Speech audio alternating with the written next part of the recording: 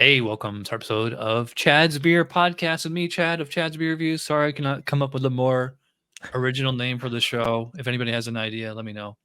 Anyway, I'm talking to Anthony from Life is Brewtiful. Great channel name, by the way. Thank you, thank What's you. going on, man? Not much. Pretty excited to be here. This is actually my first podcast interview, being the guest. So I'm really excited. Cool. I still got a full mug. Check it. If you didn't see it, we just did a review of Yingling. I got a full 24-ounce can here. So I still have like a whole nother serving. Hopefully this will last Mhm. the majority of the podcast. I will say that I like Yingling is good when it's like basically right out of the fridge. Once it starts to warm up, it gets a little cloying. Yeah, So I'm gonna hold it like this because usually I hold mugs like this, but like your hand warms up the beer. yeah. I saw you Working got quick. something new there. You said it's an IPA. It looks hazy. Oh yeah. So this is it's from a brewery in Birmingham, Alabama called Trim Tab, and this is their 006 IPA. So originally, this was only meant to be a one-off in a series of Mm. unique hop combinations type brewing. But this one really resonated with people, and if I'm not mistaken, I think it was picked up by Paste Magazine being being recognized for being one of the best IPAs in the country at the time of its release. So it's become kind of a local classic, a local favorite, and I constantly say this is one of the beers that absolutely put Alabama craft beer on the map. Well, I don't think it's on the map yet because I don't think I've ever had a beer from Alabama. Oh, oh, I oh, can't even like no. think of a brewery out of Alabama. Oh, come What's on. like the biggest brewery there? So Alabama's kind of split up into three regions: North, Central, and South, and they each have their own like kind of powerhouse. Up north, they have Straight to Ale, which was one of the first craft beers breweries in the entire state. And they really kind of focus on stouts and old ales, barley wines, that type thing. In Birmingham itself, Central Alabama, where I'm from, there is man, there's a couple good people. They have a beer that's incredibly popular called Snake Handler. And then Trim Mhm. Tab, as I said, really helped put it on the map, I would argue. And further down south, around the Fairhope Mobile area, there is a brewery called Fairhope Brewing. And Mhm. if I'm not mistaken, I think they too had a barley wine that got picked up by Paste Magazine as like one of like the top barley wines to get. So, I mean, is it competing with some of the major brewing destinations in the country? Maybe not, but for several years in a row, Alabama was one of the fastest growing craft beer markets. So we definitely have a craving for it. Cool. So, but you're in Arizona now. Yeah. So yeah, originally raised in Alabama, and I've been traveling a lot for work over the past several years. You know, I lived in Colorado for a while, Germany, DC, and now I just recently, within the past several months, settled here in Southern Arizona. So still Mm. getting used to all the beer scene out here, but it looks Yeah. promising so far. Yeah. So, growing up in Alabama, were you a Crimson Tide or a Clemson Tigers fan? um I came from a Alabama, Tuscaloosa, University of Alabama, or Crimson Tide family, but I was a little bit of a weirdo down there. I was more of a soccer and skateboard type person, so I Mhm. never really bought into the football hype, you know. Yeah. You know, it's funny. I don't know how long you've been on BeerTube, as we call it, Mhm, like this scene. I've been here since 2008, and there was this guy, Daniel Harper. He went by the mhm, Endosymbiosis. He's had like mhm. a huge beer, like down to his chest. He was originally from Alabama, but he moved to Michigan. Oh wow. And yeah, like him and I did a couple collab reviews and stuff. And man, I wonder what happened to that guy. But he's like the only other Alabama, like actually, I mean, I was in the Navy for 10 years too, and Mhm. I met a lot of guys who are from Alabama, and like of course they all were big Crimson Tide Yeah. fans. Yeah. And they had like the accent, like which you don't really seem to have. Is that just like a southern part of the state thing, or No, it's pretty saturated throughout. No matter where you are, you're gonna find that deep South accent. But I was actually my parents are from Alabama, but I was an army brat, so I did move around a lot in my very young years, and I think my parents kind of lost their accent, and I wasn't raised around people with that thick accent, so it didn't like imprint on me. So I don't know. yeah, I don't know what like Alabama, like is it's people from Alabama have like a lot of pride, and like they have like that really distinct accent. But then it's like as soon as they move away, they lose it because, like I said, my friend Daniel from who moved to Michigan, he Mhm. just talked like a northerner. So I'm Yeah, originally from upstate New York, and now I live in yeah, Florida. And actually, the native Floridians have a bit of an accent, especially up in the Panhandle, like yeah. Pensacola area and stuff like Mhm. that. Anyway, it's Uh, funny. This is only like the eighth or ninth episode of this podcast, but this is like the second or third time I've talked accents with people because I don't know if you saw my podcast with Rich from End of the Day Beer Reviews because he's in Long uh, Island and he's got a bit of okay. that Long Island accent. Yeah.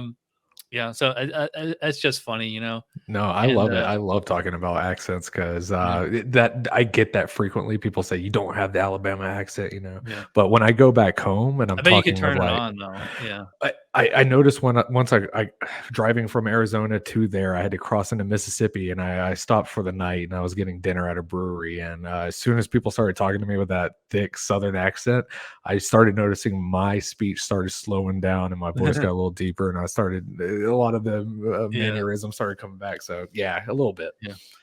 So what's your profession now?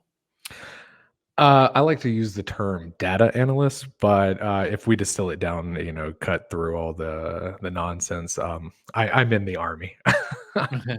You work for like the DOD or something, or No, no, I'm a green suiter. So like every day I show up in the uniform and everything like that. But um I don't know. Uh, oh, I don't you're often you're like enlisted or an yeah. officer? Yeah, I'm enlisted. I'm an E6, yeah.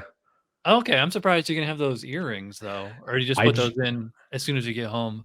as soon as I get home, it's interesting. They actually changed the rules where you can't have like stretched ears at all. But I joined, back when there was still two wars going on and the surge.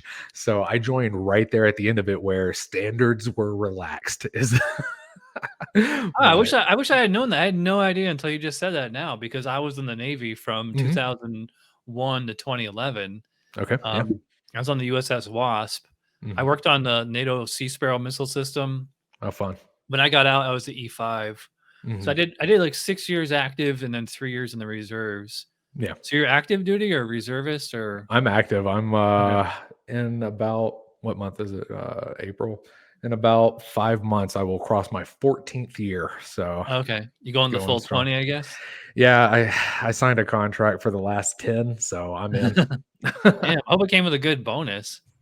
No, at the if they call it the indefinite contract, and the bonus is that once you sign up for that, you are tenured, but that's maybe not the right term, but that's probably the closest I could get to actually defining it. Yeah, so I'm in it to win it, I guess.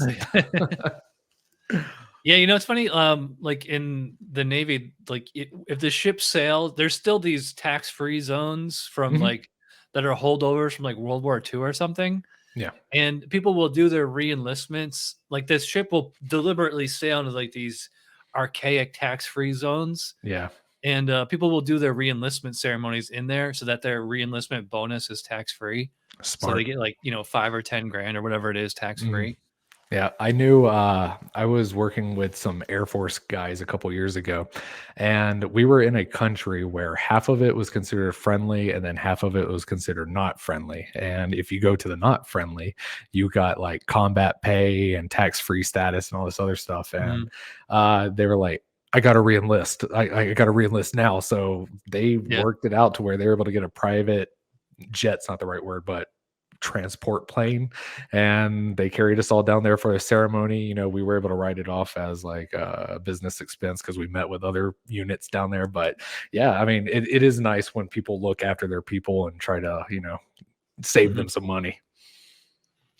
Yeah. So, well, I wish I had known that going in. I could. By the way, like you're really good at like keeping it a secret. So maybe you should be in crypto or Intel. I don't. I, What's your actual job? so my official job is intelligence analyst. Okay. So Yeah. the full term is all source, meaning I take reports from all the other intel disciplines and I kind of put them all together. I like to say I piece together the puzzle, but yeah, so I am in the intel field, and that's not why I don't broadcast that I'm in the military. If Mhm. people want to talk about intel, I would love to talk about intel. It is a passion of mine. But yeah, I don't know. There are some people who define their whole personality as being military related, you know, and Yeah. as much as it is a part of my life, there's other aspects that I find interesting, and those are the ones I like to project. So if you're E6, that's staff sergeant. Yep, yep. Okay. Wow. I can't remember. I can't believe I remember that. Yeah, it's impressive. Yeah, I was second class petty officer, but I had two different jobs. Like my job in the reserves was 180 degrees completely different from my job on active duty. Mhm. I will say if you can, like if you ever get in the reserves, like you do, because like what I did is like I was going to college and I was in the reserves at the same time.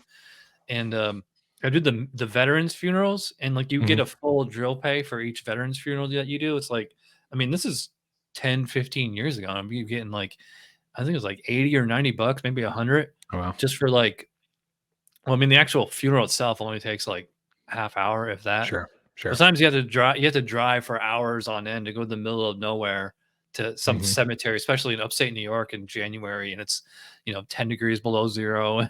Yeah, yeah. Um, yeah, but we could swap war stories all day. This is a beer podcast, so let's talk beer. So, like, how did you get into beer? Did you ever homebrew? You know, Yeah, so, what's your story? my beer story is actually kind of weird and all over the place, but like most kids in a semi-rural town, there wasn't a whole lot to do. So when we became teenagers, we would just figure out ways to get beers and go down to the river and stuff. So I was a big like Keystone and Miller High Life type guy for a long time. And it wasn't till I joined the army they sent me to Colorado, which this would have been 2011 to between 2011 2015, which Colorado at that point in time was just a insane scene for craft beer. Yeah, it probably Um, still is, I'm sure. oh yeah, I mean it certainly was, but this was when like Avery, Boulder, so many of these like classic Colorado breweries were really at their peak. And I knew a guy that I met in basic training, and he was so well traveled. I really looked up to him, really respected him like as a person. And he was a big IPA drinker. And he was like, no, he like Miller is good and everything, but try an IPA. And I hated it. So, but because I respected this guy so much, I would constantly go out and buy sixers of Stone and all these other, IPAs, and I would drink them and drink them. And just one day it clicked. Yeah, like one day I was like, oh, I get it. I like it. I can drink this. Um, and from there, I started experimenting more and more. I went on a deployment and I had to go an entire year without beer. But when I came back, I had money in my pocket. I was in the best beer scene that I could possibly be in. So I was at the Class 6, the military beer store every day. I was trying to get, every different six pack I could get my hands on. And that's how I started developing a palate. Then one day, I've always been a big YouTube guy, just like, an observer. And I stumbled across Greg's beer reviews. Oh, yeah, dude with And a huge beard. yeah, I stumbled across one of his videos because I was like trying to learn more about a beer I was drinking at that point in time. And I was like, oh, wow, there's this whole community online of people who are doing beer reviews and they're drinking beers and they're talking about it. So I was like, I'm going to try to um, capture my journey of learning about beer. So I too started a beer review YouTube channel. Mhm. This would have been 2014-ish, I guess. I'll bring So up your this so this is your channel for everybody yeah, who's watching the video podcast. Um, yeah, looks like you just posted something yesterday. So yeah, if I go to so your most popular one is every most interesting. That's pretty good. You got like 500,000 views almost on that one. yeah. I feel weird about that video. All Um, the Budweiser frog commercials. yeah. Okay, so I'll hop onto that real quick as a Mhm. little detour. Um, so I realized that there's not a lot of archives for beer advertisements. And the thing I really try to do on my channel is capture how I mean, man, it's spiraled out now. The entire beer concept, history, beer styles, but also like more industry aspects such as marketing and advertising. I All of that is so interesting to me. And I realized that nobody was aggregating and capturing all these commercials and they were becoming lost media. So I was like, I'm going to do my job and I'm going to hunt all these down, pulling out of archives and all this other stuff and put them together just for, what is it, posterity's sake. But it, I thought this was going to be like a 5 view video and it just Yeah. exploded. And I was like, okay, well, forever I'm going to have this sword over my head where people are going to say like my channel got popular because of this. But I now justify it by saying that it brings people in, and people who originally started just watching commercial compilations are now watching my beer style and beer history videos. So Yeah. I'm in a way finding a way to bring these people in so they can learn more about beer. There is another channel like that. I don't know if you've ever seen this guy. He goes by This Guy's Thoughts. So he's No, kind of I like haven't. he has a bunch of old beer like TV ads on here. Mhm. Oh wow. Yeah. He seems to post them all the time, like a lot of stuff from like overseas and Yeah. from I Falstaff, Rheingold, I am WTF beer definitely gonna commercials, check that out. I Pontiac Firebird. love classic beer commercials. Yeah. The problem is, like I don't know if you saw last year. I used to keep track of like the top 20 beer tubers, and it's just like so hard to like keep track of like who qualifies as a beer tuber because like Yeah. I think like I always said it had to be original content, but it's like if you're Mhm. posting old commercials and like this guy's getting like tons of views, Mhm. but he's like getting tons of views, like 99% of the views are coming off of the commercials and things like Yeah. that. So it's like Yeah. I didn't really count them as part of the um Sure. No, in the I list think or whatever. I think that's fair. I think that's valid. I that and that is what I am actively trying to push against because I understand a lot of my views are coming in from that. When I look at like my monthly breakdowns and stuff like that. But Mhm. I will say that uh, if I can convince somebody to come to that video and they're able to watch another video, I think I can, form some type of organic viewership where I can like entice them. Oh, like, hey, yeah, this commercial is super funny, very nostalgic or whatever.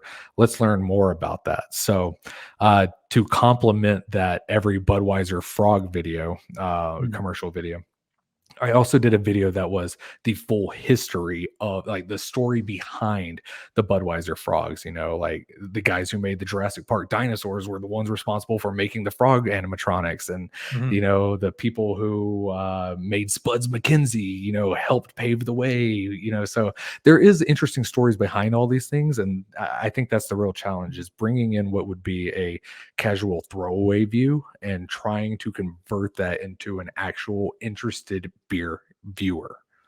So do you consider yourself like a historian?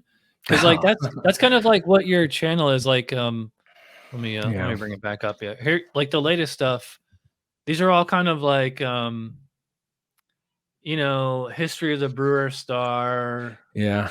analyzing German pull glasses. Mhm.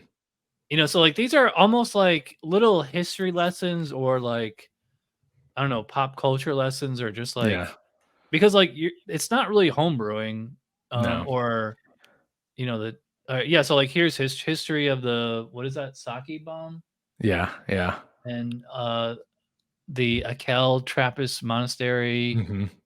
Mhm. Yeah. So I mean, it's like these are like like little history lessons. Do you Yeah. ever see this guy, the professor of rock? No. Let me bring him up real quick. Okay.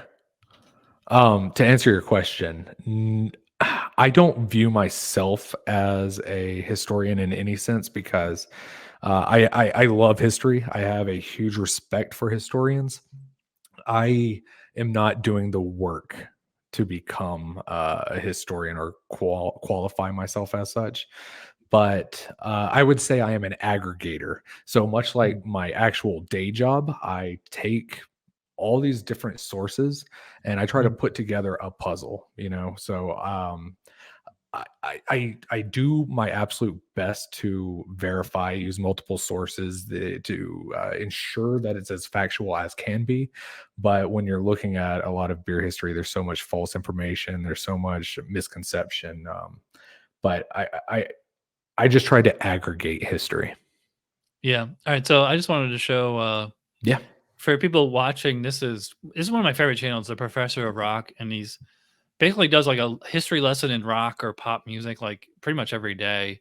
Hmm. And like my only complaint is like his thumbnails and the titles are very clickbaity. He doesn't really you can kind of tell what it's about if you look closely at the thumbnail, or like you recognize it or whatever. But I'm like, Hmm.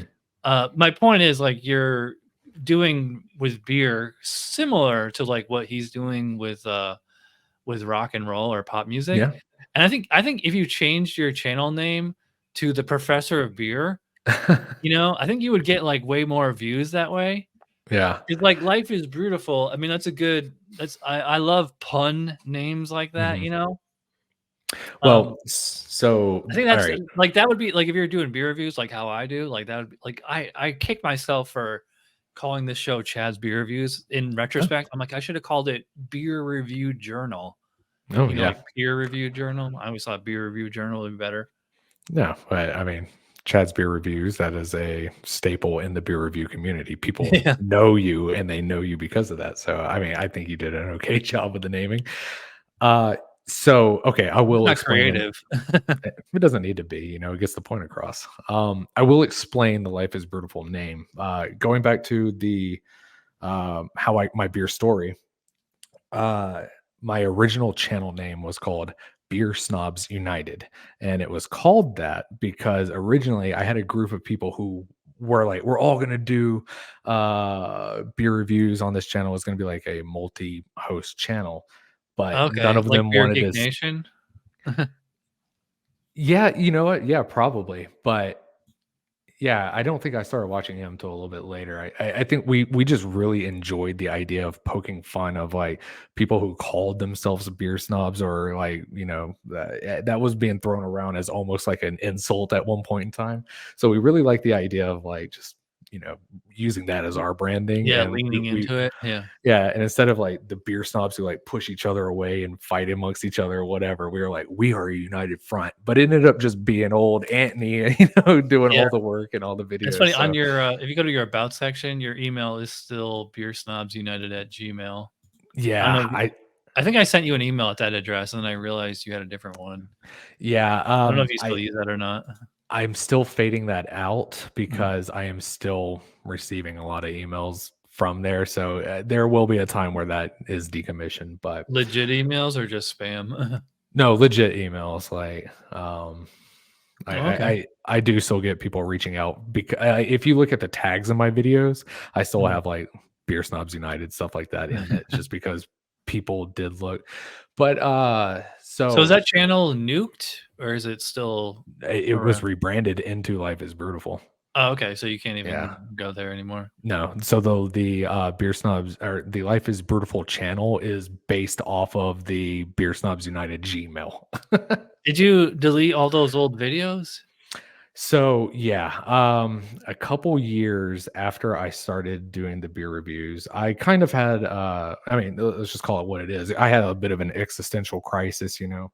And I was like, I don't like the content I'm making because like it just wasn't.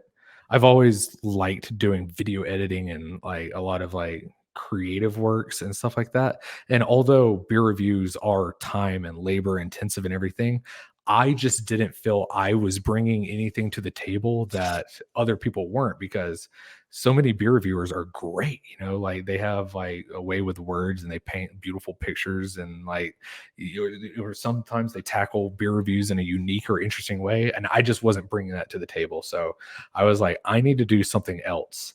And that's when I stumbled across two channels that really inspired me in the beer tuber world. There was, I think they're both defunct now, which is a shame because I really like their content. Beer by the Numbers, and I think he was racking up thousands and thousands of views on his videos, and he just, I don't know the reason why, but I think he walked away. Um, Oh and there was yeah. an yeah, and there So was a I yeah. just want to. I'll bring this. I just found this channel. This is the one you're talking about. Yep. Beer by the Numbers. Mhm. So it looks like the last video was 3 years ago, Yeah, and it was a shame. I mean, he made great content. March What 24th. Wow, that's just about 3 years to the day. Yeah.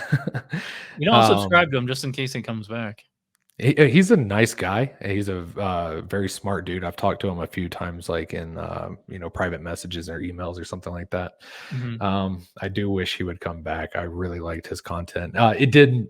So him, and there was another YouTube channel called Beer Esquire, and I think it was Beer ESQ was the way it's spelled. And he was a much smaller channel. He Is only it this one? This only has uh, one video unless he deleted them all. no, try do just Beer ESQ instead of EPSQ. the instead of the full Esquire. And No, cannot be okay. found. Well, Beer Esquire, he, if I'm not mistaken, he was a lawyer, and he started his channel off by covering like beer lawsuits, and you know, he brought like an expertise to it and a passion to it because those were things he was very interested in. And when I was looking at both of their content, I was just like, this seems like something I could not replicate, but I want to be a part of. I want to do Yeah. something that is just something I could bring a unique perspective to. And I was like thinking about all the different things that I really like about beer. And I realized since the dawn of beer, you know, 20,000 years ago with the Natufians, there was always ingrained into nearly every aspect of human civilization in one way or another. And I was just interested in that. And that's why I was like, we wouldn't have the life we have today as a species if it wasn't for beer. It did drive a lot of our decisions and played in Yeah. roles and influences. So I was like, life is brutal. It is a common pun. You know, I think I saw it on like Mm. a t-shirt or something one time, but I was like, it explains what I want to get at, in that it is a Yeah. part of our life. So that's when I started moving into the more esoteric beer stuff. So Mhm. history.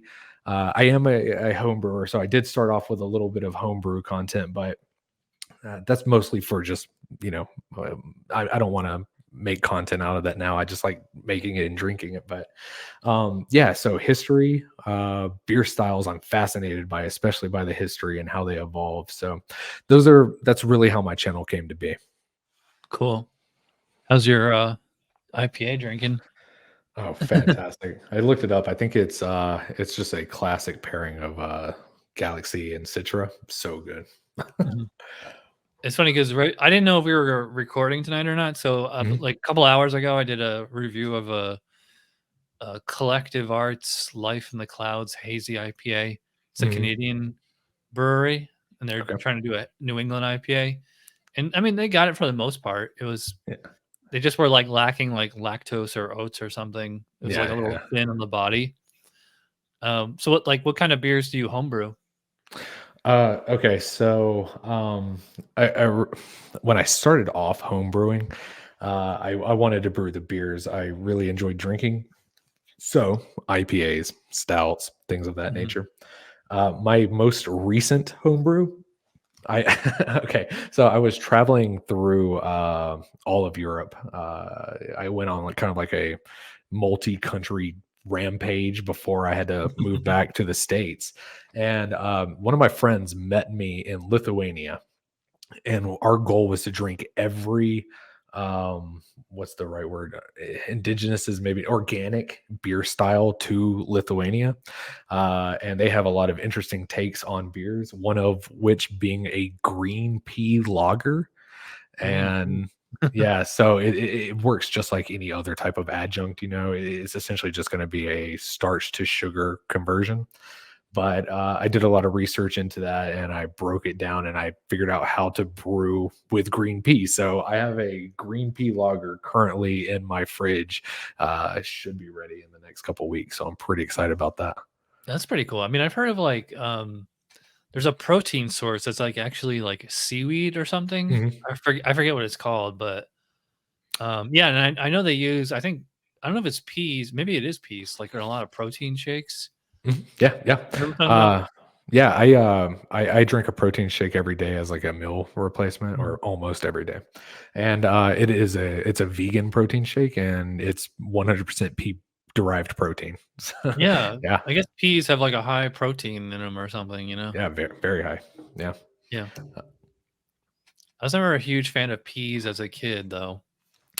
So that's the thing. You would in this beer, if anybody is interested in looking up that P lager, they're Lars Garschol. He is he's what I would consider a true beer historian, and he goes through, you know, former Soviet Eastern Bloc countries, and he figures out all their crazy history. And he Mhm. wrote a book solely on Lithuanian beer styles and covers it very Wow. in depth. It's really good. Yeah, it's funny. I think you have to come up with use the native word because when we say pea, Mhm. you're saying PEA, but people, if they're listening to this on the audio podcast, they're gonna hear PEE. You Sure, know? sure. Green peas to be specific. Yeah. So if you're a home brewer, are you BJCP certified or looked into it at all? Or um, I have looked into it. Um, I decided that for any type of beer education, I'm a bit of a completionist, so Mhm. I have to go through the Cicerone because that was the first one I started with. So no, I'm not a American Homebrew AHA or a BJCP judge or certified or anything like that, but um, I do use their guidelines a lot to learn about beer styles and parameters and things of that nature. So I'm Gotta sure if figure I it out. studied for it, I could get it. Yeah, that's if you've seen my show Tuesday Night Beer School, like that's what it's for. It's like, Mhm. well, I mean, it's like to become BJCP certified, like at least get your foot in the door. There's two tests. So like there's an online test. Yeah. I think it's like 180 questions or something. It's I mean it's multiple choice and like it's online, so like it's technically open book and like a lot of the questions come right out of the style guidelines. So all you have Sure. to do is Yeah. just look it up in here real quick. Um, it asks you questions like, is diacetyl acceptable in Czech Pilsner or something, Yeah. like Yeah. if you don't know that off the top of your head, you can just look it up in the book Yeah. real quick. Things like that. And then they also ask you a little bit about the BJCP and like um it's like you have to know like these. I mean, if you're a home brewer, like you don't have to be a chemist or a microbiologist, but like there's certain chemistry terms. Like Mhm. we said it like, diacetyl, acetaldehyde, dimethyl Yeah. sulfide. Mhm. There's like those kind of chemistry terms that like once you know what they mean, then like if somebody asks you on a multiple choice question, you know, test, like which of these chemical compounds smells and tastes like green apple. Yeah. Yeah. Like you probably know that off the top of your head. I mean, you could theoretically Google it because it is It's an open book test, Sure. and then you have to actually take a tasting exam, Mhm. um, which it can be hard to set up because I mean it might be they only do it like once a year in your state, and they're like so like you would go and there'd be like 20 or 30 other people there, and it's kind of like if you ever I don't know if you ever judged a homebrewing competition, but it's Mm. similar to that where they give you a beer, but it's the opposite of like where they don't give you the guidelines. So like Mhm. they'll give you a beer and they'll say this is a Belgian triple, but it's actually a saison or vice versa. Yeah. Or or you know like they you can actually buy these kits where like you it's a like to infect quote unquote infect the beer, Yeah. Yeah, I've and done it'll those, yeah. yeah, it'll throw in like a cardboard kind of taste or something like Yep. that. And Mhm. it's just your job to like pick that up and point that out and write, you know. Yeah. So it's not too difficult. I'm Yeah, trying to coach my girlfriend on that. yeah, get her certified.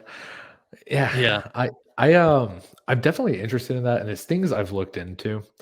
Um, just the way and at one point in time, I was like gung ho. I was like, I'm gonna get all the cicerones, and I'm gonna get all mhm, the BJCP or every type of certification I could. And I still have a desire to do that because I like to be able to have something that adds a little validity to, like anybody can jump on and, anybody can jump on and review a beer. They can.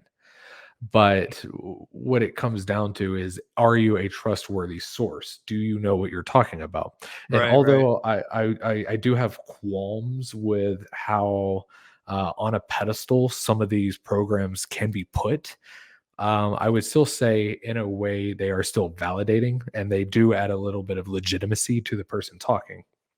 So I do respect it very much. So yeah, just recently, because I found my kind of a niche where I'm a little happy, doing history. I've kind of gotten away from like hard style guidelines because the more I dive into the history, the more vague those become. So one day I will circle back around and I will try to knock out more of that. But for now, I am going through the Cicerone. What is that? They have like this weird subsect program where it's like yeah, beer ingredients or like beer storage. It's like mini classes, and I am working on those just when I have free time. But yeah. it's nothing Like I'm. yeah, Cicerone, it's like it's funny because like I kind of want to like if ever I had this fantasy of like kind of like being the BJCP president or whatever, and like Yeah, because yeah, there's tiers to the judges. sure. You know, it's the like the entry level is like well it's like what I am is like certified, and then like then there's national, Mhm. which you have to take another test to get qualified for Yeah, that. And I get like on that test is like they ask you to like write a recipe, and then like there's another written test on top of that. But it's like I was gonna do that a few years ago when I homebrewed, but I don't homebrew anymore. yeah, And I haven't homebrewed in like I don't know 6 years. yeah. And if I ever get a house, like maybe I would go back into it.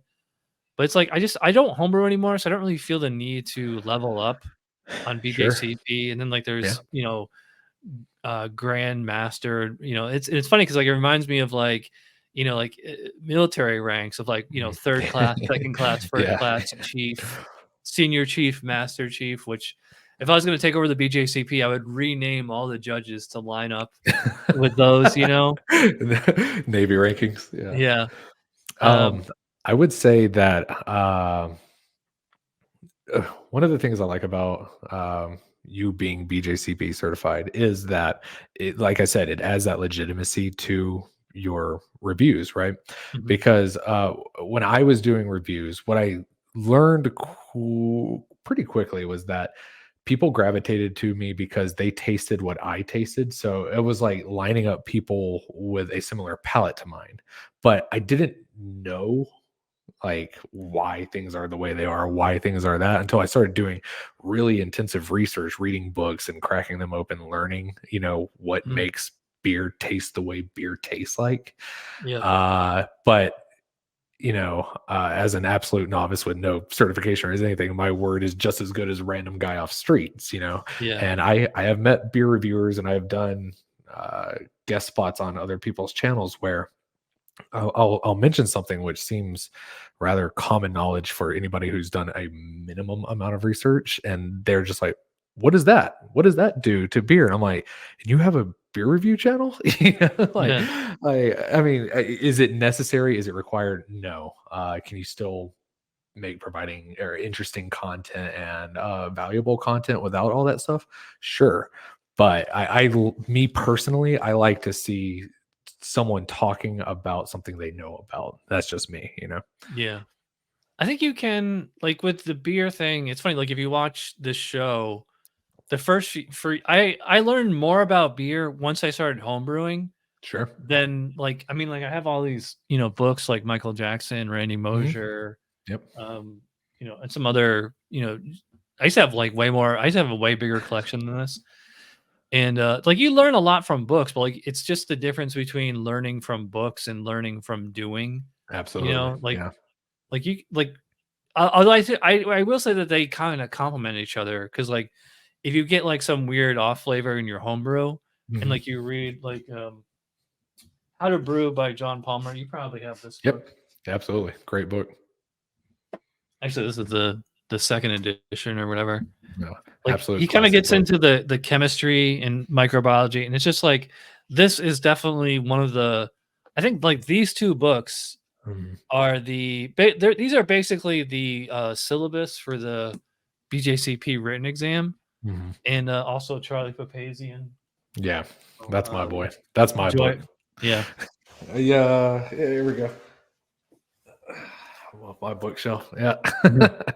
Yeah. I'm gonna get him to sign this someday. Oh man, that'd be great. It's funny, like, I don't even homebrew anymore, but, like, every once in a while, I'll flip through these books just for the, like, a quick microbiology or Oh chemistry yeah, lesson, because, like, absolutely.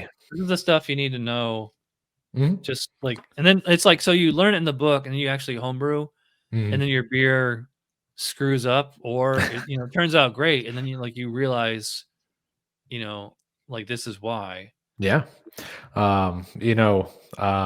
Especially when I was just learning about beer, the books were just absolutely essential to my journey, just Mhm. building that foundational knowledge, especially homebrewing books. Those were because I was trying to be a beer reviewer on YouTube. People could come and mock me or, say I'm full of crap or whatever, but if I say, "Hey, I'm tasting something that is egg-like," I can be like, "Oh, this is some type of sulfur derived compound," and I Yeah. know that because I have that knowledge stored because I did the research to learn about what it is I'm actually experiencing. Yeah, and so that's like, I do a short, like, from an old beer review, like, every day Mhm. on this Yep. channel, Yep. and, like, I'll watch my old reviews, and, like, even at the time, like, I didn't know what I was, but, like, I would like, to me, I would always get old beer, and to me, it was always, lemon lollipop, you Yep. know? Some Yeah. people get cardboard, or I would say, like, it tastes like butterscotch, which is another, Mhm. oxidation, and, Sure. um, or, like, green apple off Budweiser.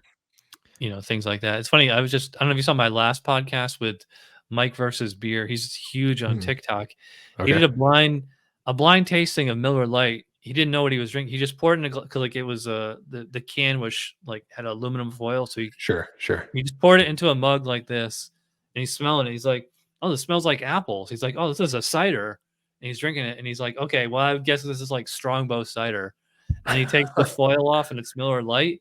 Yeah. And, like, I'm like, "Oh, yeah, the apple quality that you're getting, that was probably acetaldehyde," Mhm. Yeah. you It know? it it's so crazy, how all the different senses rely on each other. Um Okay, so similar story. While I was in Colorado, I don't think my friend was being malicious. I just thought he was having fun with me. We were at a beer festival, and we were like, because the lines were so long, we were grabbing two beers for each other. That way we could swap. And he came up to me. He was like, "You got to try this one." So I smelled it and I tasted it, and I was like, it's a little sweet, almost kind of bubblegummy. And I tasted it. I was like, I mean, it's pretty good. And he was like, that's Bud Light. I was like, I mean, I stand by it, but without that knowledge, it does kind of bias you, which is why I really enjoy. There's been a lot of beer reviewers on YouTube recently who've started doing blind reviews, and I think those are the most fascinating and Yeah. interesting to me. There was a study back in 2011 or 12. I'll have to dig it back out, but they were doing a tasting session with people who were very, very proficient and knowledgeable on beer, and all they did was add black dye to a European pale lager, and people were picking out Making roasted it notes roasty. and coffee Yeah. and all this other Yeah. stuff. It's insane the amount of reliance our senses have on each other. Yeah. I heard wine snobs are like that too. You can Oh just yeah. you can give them Woodbridge or like Aldi. I don't know if you shop at Aldi. Those really cheap. Was it Winking Owl? Is Yeah. their brand? There's a reason why. Let me pull this out from under my table. There's a reason why $2 Chuck is as popular as it is, coming from Trader Joe's. I mean, it's insanely cheap bottle, and it's won a lot of awards because in a blind taste session, you don't know you're drinking, cheap budget Yeah. wine, and I think that translates to all things, that are subjective and that Yeah. are, sensorially reliant. I see you got some empty Cantillon bottles behind you. Oh Have yeah, you yeah. been to that brewery? Oh yeah. So I'm a huge lambic guy. I try to be as non-pretentious as I can about it. But yeah, I went to Cantillon while I was living in Europe, and I spent an entire day of my vacation just sitting at a table, just 750 after 750. As soon as there was more room in my stomach, I was like, another. I was pouring them out to like other people in the place because I was like, this is the only place I'm going to get to try them. But yeah, so big fan of Cantillon. Been to several Swansea days and stuff like that. But yeah, I'm a big lambic guy all around. Now, do you mean actual lambic or fruit lambic or goose So I mean, or this Gurza? I believe they pronounce it. there's the world of lambic is, I think, way more complex than a lot of people want to give it credit for. There is the very traditional lambic and goose styles, which are insanely respected. But if you, when I went to Brussels, I had a bike and I rode brewery to brewery to, blender to blender, all these different places. And the world of lambic is so insane. One of the rarest beers I've ever gotten to try is this Boki, and it's a vanilla, lambic. So odd, and you wouldn't think that it would really resonate with traditional lambic drinkers, but it does. So I do like the fruits. I do like the adjuncts. I do like just the traditional. It's weird to say clean lambics and stuff like that, So if I had the opportunity, if I was to distill my channel down to only one beer style, it would be the wide world of lambics. Yeah. It's funny. I don't know if you follow on Instagram. There's this meme account called Haze Boys. Yeah. You know who they are? Yeah. Yeah, they're always ripping on, like doing memes about the guy who brought the 14-year-old lambic and Yeah. Look, I get it. The lambic, I was hesitant to say I'm a lambic guy, but lambic guys are very annoying. Okay. Yeah. It just is what it is. And I've rubbed my fair share of elbows with the lambic community, and they are, for the most part, good people, but a bit pretentious when it comes to lambic beers. It just is what it is. I wanted to show you this. I don't know if you've seen this or not. I've only had 2 Cantillon beers. Mhm. Come on, man. All right, so I've had the Cantillon Grand Cru Brosella, which is Yep. actual Brosella, straight yeah. lambic. Yeah. I had to buy this bottle cost me like $100. Yeah. This is Yeah. unblended lambic. It's a Yeah. 23D, which is, like when Americans think lambic, you think fruit lambic like Lindemans, but Yeah. an Yeah. actual lambic is like really, it's like low alcohol, it's like Mhm. uncarbonated, Yeah. and it's not blended. But then there's the goose, which is a blend of like 1, 2, and 3-year-old lambics. Mhm. You can get goose pretty much anywhere. And then I had the Rose de Gambrinus, which I guess Yep. that's it was a raspberry or a strawberry. I forget who I got that bottle from, but these are the only two Cantillon beers I've ever had. Yeah. Cantillon's interesting because I would argue that because of their hype, they are one of the largest driving factors of lambic understanding in America.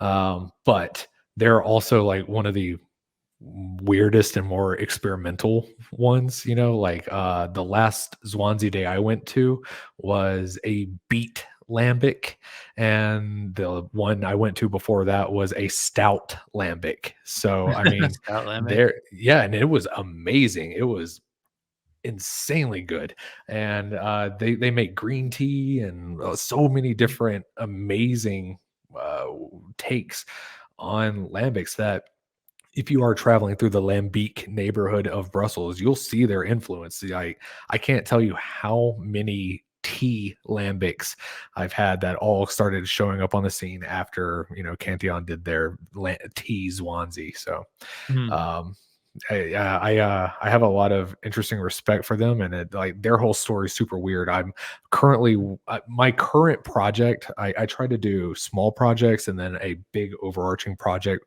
running in the background. My current big project is going to be the American lambic scene.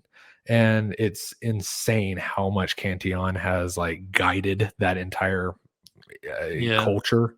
So, You don't see too many, like, I guess you could call it like spontaneously fermented, mhm, wilds. Because like sure. it's funny because my girlfriend and I just did all the American wild ale Mhm, type beers. And it's like, because like in Belgium, it's like they're spontaneously fermented, which means like they put the beer in these big oak foeders, and just like the yeast that's in the air will naturally mhm, ferment and carbonate the beer. yeah. In America, like we don't really have, it's a terroir thing.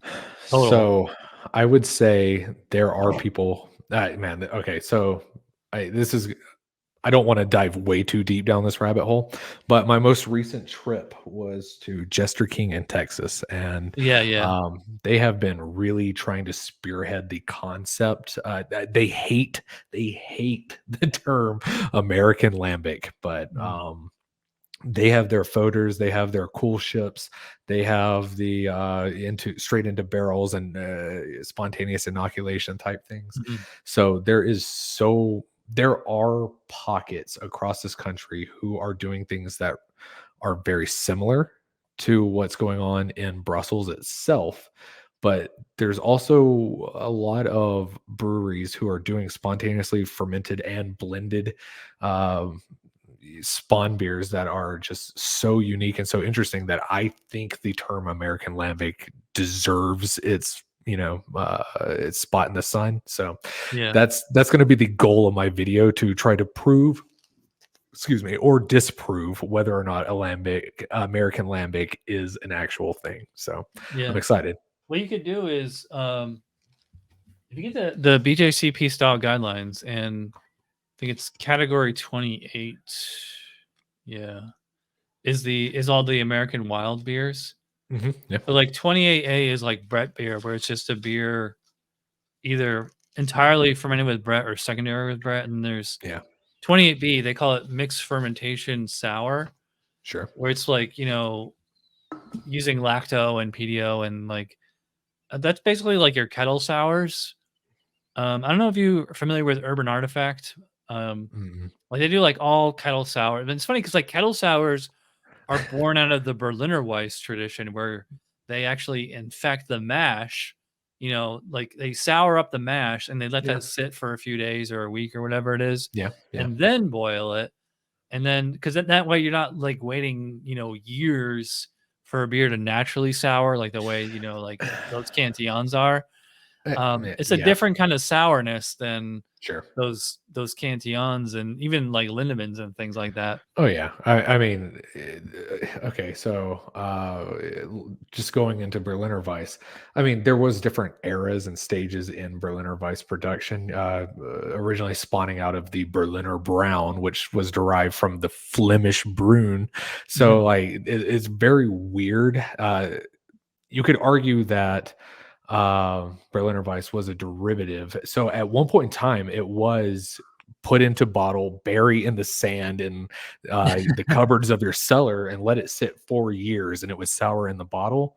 And then there was a more industrial period where people were selling it so quickly that they had to figure out and do the kettle sour, like you mentioned. And yeah, the kettle sour is super funny in the story of American sour beers because you have so many people who are very outspoken. American craft beer has always had your loud mouths, and there were several breweries who were like wearing shirts like "Death to Kettle Sours" and stuff like that. And I'm like, look, okay, I get what you're trying to get at. You know, sure, you might have spent 3 years making this, you know, fine artisanally crafted, blended, beautiful spawn beer, but kettle sours are a thing too, and you got to Yeah, respect them, you know. yeah. I mean, it's just like I think it's just out of like a need for like an industrial need or like, you know, from a commercial or like capitalistic point of view Yeah. is like, why are we waiting years for the stuff to sour when we could sour it, you know, in a Oh week yeah. or two, you know? Well, I will jump on that, and I will say, you can't compare like a well. Let's just say insert raspberry kettle sour versus like a framboise lambic. Yeah, it's So all drastic. terroir. Yeah, it's so well. I mean, okay, the mixed culture creates such a depth of complexity that it's not really fair to compare them, in my opinion.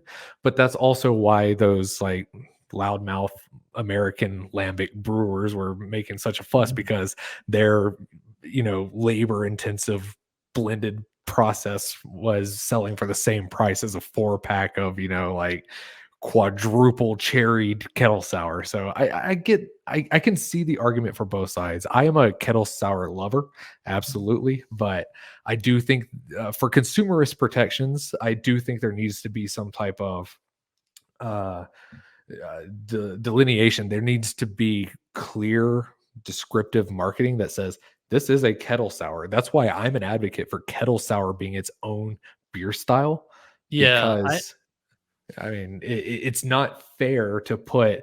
I've brewed kettle sours myself, and I will tell you, they do not compare to the lambics I've brewed myself. It's night and day. yeah. It's just the difference. It's terroir, you know. It's kind of the difference between like, you know, AI art and like, you know, human art. Yeah, I can see that. It's funny. I actually have an AI art Instagram.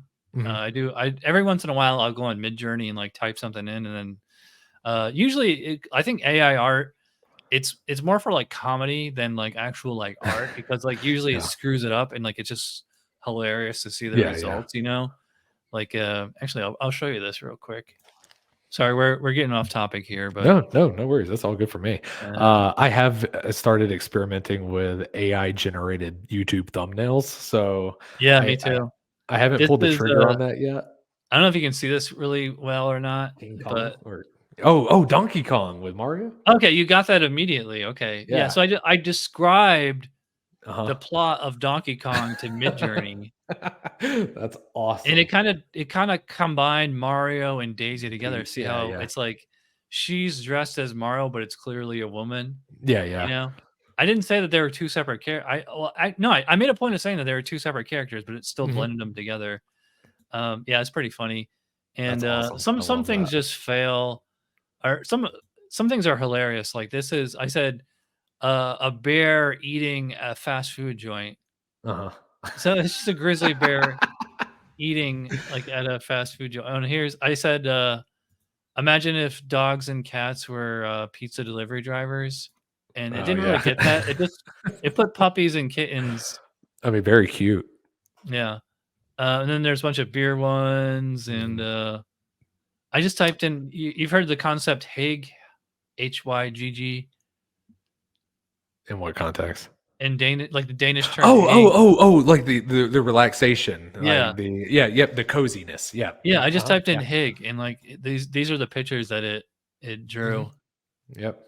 Yeah. So anyway, yeah, we're getting off topic. So No, I love it. we're going over now. I just kind of want to give you the I'll try to give you like some of the lightning round questions. Sure. Yeah. Hit me. Okay, so like, are you're still making content pretty actively? Yeah. Like what kind of like editing software and cameras? And I can see your mic there. Like, what's your Yeah. technical Okay, so I setup? currently film on my Google Pixel, whatever the most recent one is, Mhm. because I found price to quality is just hard to beat when you're comparing to like normal DSLRs. I currently I'm using this one for the interview, but I was using Yetis in the past. I am moving on to some other mics. Um, I'm still experimenting with what sound I want to go with, so I won't say which brand as of yet, but I got a Mhm. couple in the works.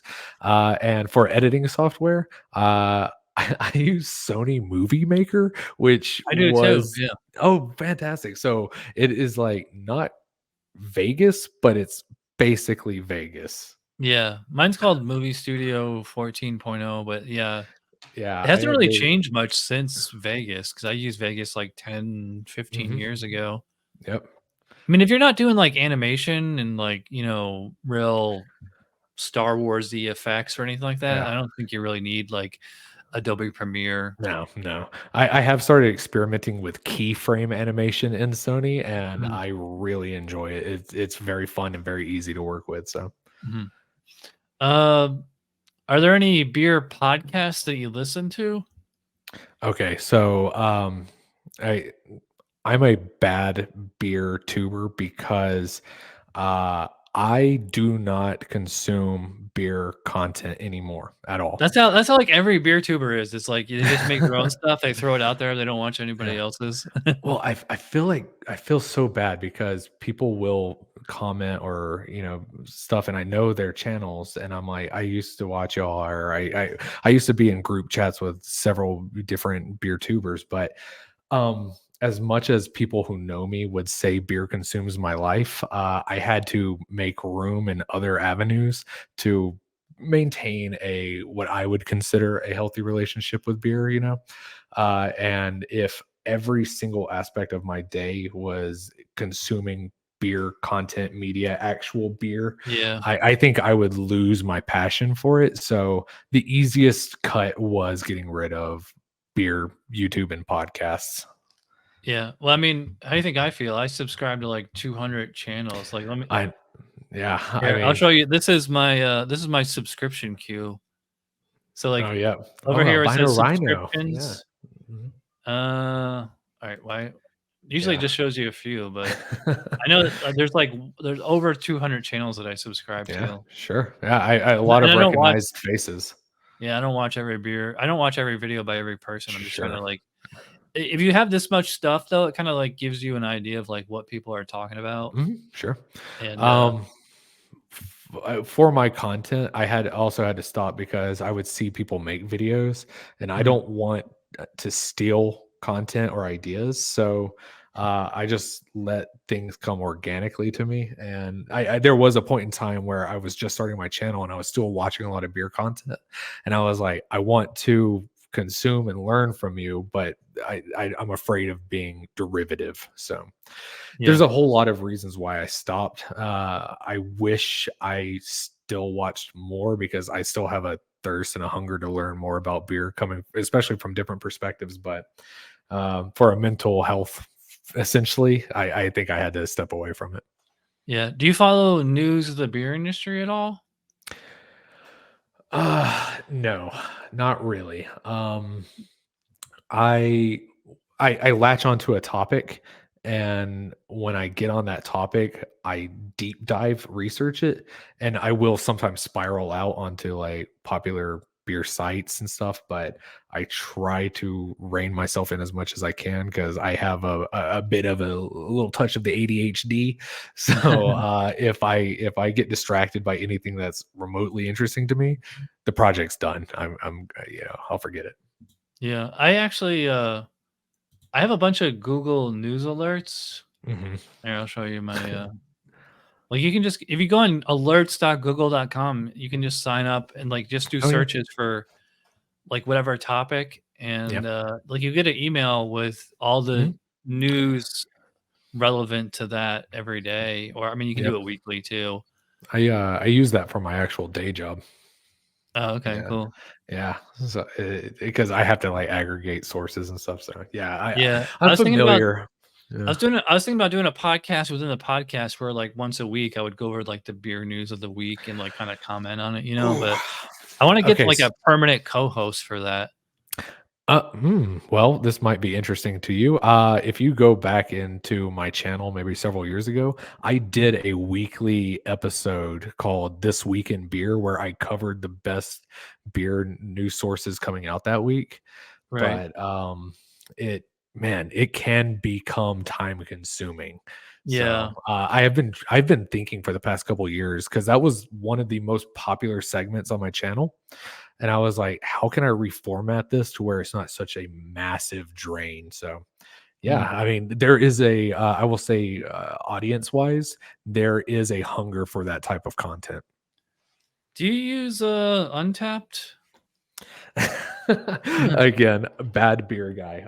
I do, but not nearly as much as I should. If I come across a beer that I want to brag about or that I find so fascinating that I need people to know I drank it. Yes, but I realized Untapped was becoming a bit of a vanity thing for me. So I also stopped Untapped 90% of the way. I Really? like the I think it's good just kind of like to because like I drink and review so many beers. Mhm. It's like when I go to the beer store, like half the time I'm like, did I have this or not? You know, and then I just yeah, sure. you can scan the barcode and then it'll tell you, you know, if you checked into it before and what you thought of it Mhm. and all that.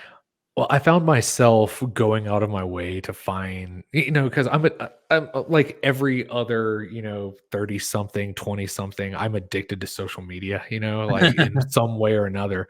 And all the thumbs ups and toasts and all that stuff, it gives me my dopamine hit, and I Yeah. found myself going way too far out of my way to find beers that would be content interesting, even on an untapped platform, and I was like, I'm not drinking Kinda like, beers because I love beers. did you ever read this book, The Beer Geek Handbook? No, I haven't. This I think this would be right up your alley because like everything you're talking about is like documented in here. It's like Fantastic. the beer geek, you know, like exactly what you're talking about. I'm gonna add Um, that to my wish list right now. yeah, this is a fairly cheap book. I think it's only like $12 or $15 on Mhm. Amazon. Fantastic. Yeah, Yeah, I'm gonna pick definitely that one up. recommend. I want to get the author of this book on the show someday. Yeah, reach Um, out to him. what's your take on hard seltzer and the non-alcoholic beer craze? Do you think these All right, are here I'm to not. stay, or are they going to fade away like Zima? I'm not gonna give away too much, but I have a video on this topic coming out in 3 weeks. And okay, here's my thing. I think the U.S. government needs to do a better job at classifying beer, uh, Mhm. beer, because under federal law, seltzer can be included within the beer zeitgeist. That's why so many brewers Yeah. are able to brew seltzers, There was actually uh, just I think Bud was suing Corona over that. Over it was mhm, just it's all intellectual property. which is dumb because they brew Yeah. their own seltzers. Yeah. But According to the government, hard seltzer is beer. yeah, exactly. Because of the sugar derived source and the processes. It's very weird. I mean, it's I still dive in. malt based. So, It can be because the definition of seltzer has widened so much that mhm. it can include just simple table sugar, dextrose. It can include maltose. There's the fructose, the wine based seltzers. I mean, it's very convoluted now.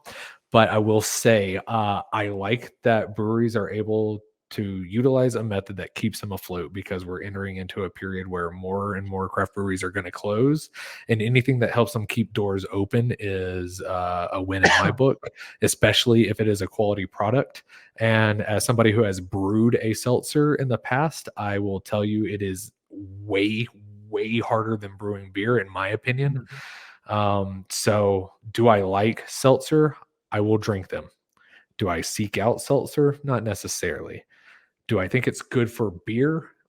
Very gray area. Hard to tell.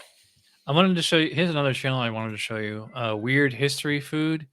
Okay. They've done a video. They did a video Ooh. on Zima. Zima and This Surge. show is kind of like your show, but like it's like this is like Hollywood quality Sure. Yeah, documentaries. sure. Yeah. And they did this one on Zima a couple of years ago, and they said it was basically they took Coors Light and they just filtered the hell out of it to actually clarify it, to get it to like a clear color, and then they added like a Weird. lemon lime flavor. But yeah, check out Weird History Food. This here's there's some stuff on several beer videos. Four Loko. Four Loko, Yeah, classic. Yeah, this channel is sort of like your channel, sort of. I'm interested. I will say I think maybe 8 years ago, I think it was Surly Brewing that they over filtered one of their IPAs, and I think they were talking about how it was so clear it looked seltzerish. So yeah, I mean that sounds plausible for Zima. Yeah. Let's see. I guess I'll get you out of here on this. What is the plural of Guinness?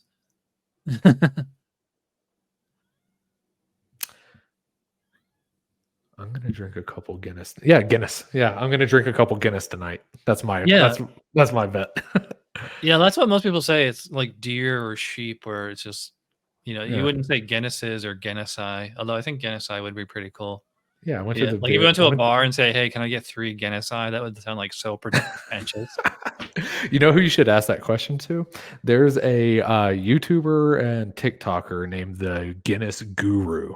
Oh yeah, I've seen him. Yeah, I did an interview with him. Insanely nice guy, and he loves Guinness. He would be the definitive authority on that matter. Do you cellar beer? Ooh, good question. So, I used to. I don't anymore, but it's just because here in Arizona, it's hard because the temperature is insane and I don't have the thing. But in the future, what I would love to do is I would love to have kind of like a lambic rack and a stout rack and a barley wine rack. And I would love to just have cases and bottles of those 3 styles and age them, 10, 20 years, and just because those are my 3 favorites. So if I could just live off of cases of those and experience their journey through their maturation, that would be the dream come true for me. Yeah, I see you got that Hill Farmstead jug up there. Have you been there? Yeah. So one thing, I love to travel. I travel as often as I possibly can, and Hill Farmstead was definitely a dream destination for me. So a couple years back, I did 1 or 2 weeks, I don't remember, just in Vermont, and I went to every single brewery that was like hype at that time, so but Hill Farmstead is a unique experience. They if you ever go there, the reason I have this growler is because they wouldn't fill an opaque growler. So because they're like, we can't tell if your growler is clean or not. And I'm like, I assure you it is. It's brand new, never used. And they're like, sucks to suck, buy a growler. They probably made you buy that one. Yep, exactly. So cool. I respect it. You got to protect your product. Yeah. Will you ever get back into like doing beer reviews, or are you into whiskey? Yeah. At all? I am a whiskey novice, spirit novice, really. I prefer rum over any other spirit. So Captain Morgan right here. Let me show you something real quick. But of course, you need this with soda.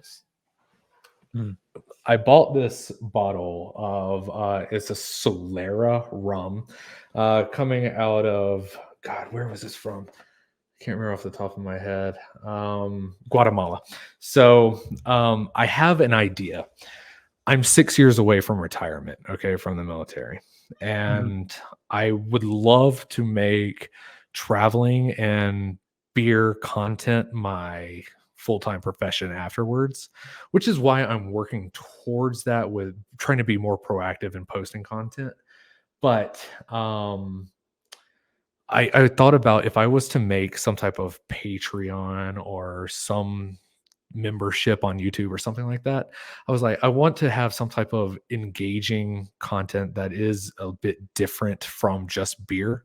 And I thought about taking a bit of inspiration from Hunter S. Thompson and doing like a rum diaries where just like how I started with beer, I Mhm. do rum reviews, knowing absolutely nothing about rum at all, just that I like the way it tastes and kind of starting my journey over, learning about rum through tasting it and talking about it. So, will I do beer review content again? Possibly. If I do make it, I don't want to make like day to day content the way I was because it was so exhausting. I really respect many of you who have been doing, daily content for years and years and years. I just don't have that in me. That Yeah. dog ain't in me. So, I think maybe like a weekly rum review, maybe a weekly beer review as well might be interesting to come back to. Doing it with you earlier today was it was fun. It was very fun. I really enjoyed it. You gotta be careful the way you phrase that, doing it with me. Naughty, naughty. Oh shit. Sorry, I didn't mean to cuss. Oh, you're I was fine. sticking to my coaster. Yeah, I hate when that happens. The secret is you just put a little salt on your Salt. coaster. Yeah. All right. Yep. Well, we gotta wrap this up because my cats really want their dessert. I don't know Understood. if you Understood. can hear them Yeah, I can whining hear. off camera. They're So hungry. They're dying. I'll put links to all your stuff on the Thank you. description or show notes or whatever. Mhm. And yeah, this was fun, and hopefully we can do this again sometime. Yeah, absolutely. I would love. I also do interviews on my channel. I would love to have you on sometime in the future. Once I Yeah, get my definitely. whole setup finished. Whatever you want to talk about. Yeah, just let me know. Absolutely. Thank you. All right. Have a good night. I'll see you guys next week. Thank you. Cheers. You too. Cheers. Yep, I'm all out of beer. I'll drink for the both of us.